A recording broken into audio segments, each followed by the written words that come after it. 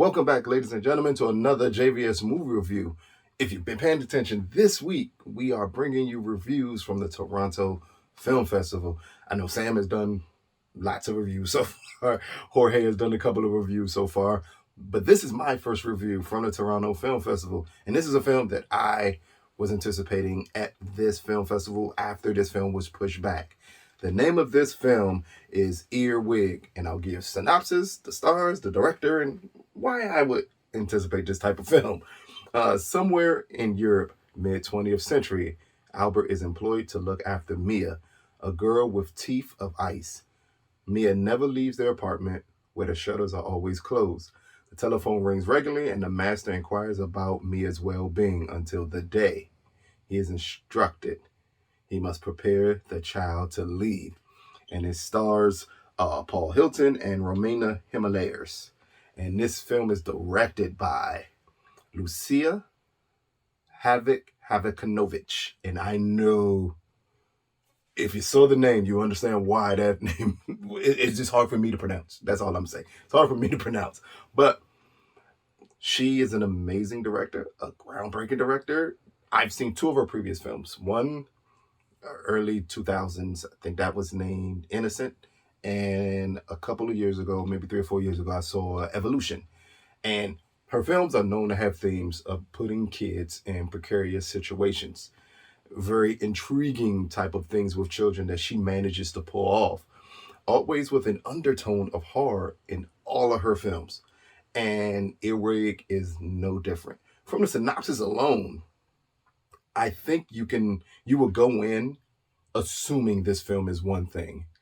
And while you're going through it, you're going to be blown away by a film with no plot. Let's just start off by saying that. This film has no plot. It is not made to have a plot. This is an adaptation of a novella. Same name, named it Earwig also. So this film really has no plot at all.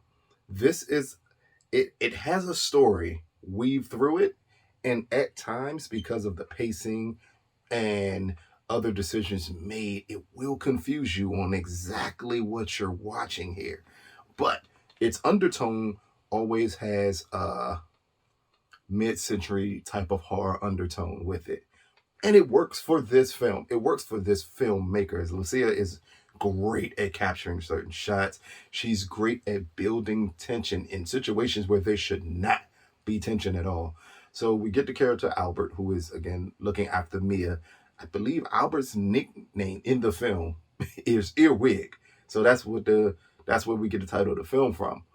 The whole time as we're seeing him do things to Mia that are, I'm going to say disturbing, unsettling things he does to Mia. Even from when they show him changing out her teeth, which are made of ice, and this little device that she has on that has the saliva dripping from the side of it, and he must refreeze that to create her teeth again as her teeth goes away. It is very unsettling to watch that whole setup.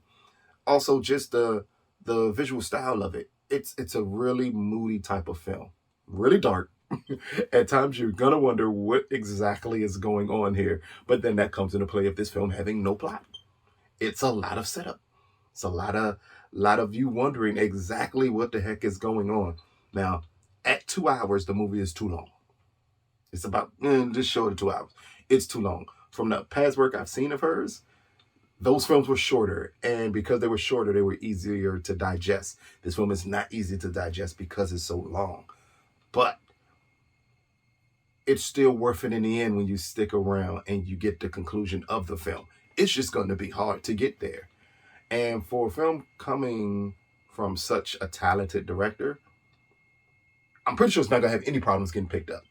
Probably like, was it IFC Midnight, or I doubt Shudder would try to get something like this. But this is definitely a moody type of horror film. It's just not the easiest film to get through. You're going to have to get over the point that you're not going to get a plot. You're going to have to get over the point that you're not going to necessarily know exactly what's happening throughout the course of this film. You're going to have to just let yourself get lost in the visuals and I want to, and maybe just the hope that you're gonna get something by the end of the film. By the time you get to the end of the film, you're definitely gonna get something. But even then, you're still like, oh, so I'm still utterly confused on what's going on here. But the movie is almost shot to perfection. Everything is set up wonderful. The performances are great. It's one scene in particular that I can't go into detail about, but it's one scene in particular about halfway through the film after Albert gets the call that he must prepare Mia to leave. And they go out into the world for what is supposed to be her first time going out into the world. And then something happens, and when it happens, you finally get to fully understand the desperation of Mia's character, and that she's willing to do whatever she can to get out of her circumstance. It is a scene that catches you off guard when it happens. It is a scene that once it happens, you fully understand these characters a little more. Again, it's a slow build. It's something that if you like moody mid-century type of horror/thriller films, this is for you. If you don't, if you have an issue following a movie that will not give you a plot, if you have an issue following a movie that's too slow, Earwig will not be for you. But Earwig from the Toronto Film Festival, out of a possible 10, I'm going to give Earwig a 7 out of 10. Because in the end, it is still masterful filmmaking. It is unsettling. It is hard to watch. It's overly too long. And you got to get over the point that you're not going to get a plot that you're going to fully understand. And in fact, there's no plot at all involved in it. So you got to get over that completely. But once you ingrain yourself in the story that the director is telling, I think you'll like it. Especially, again, if you like mid-century horror movies. This has been another JVS movie review. Peace, people.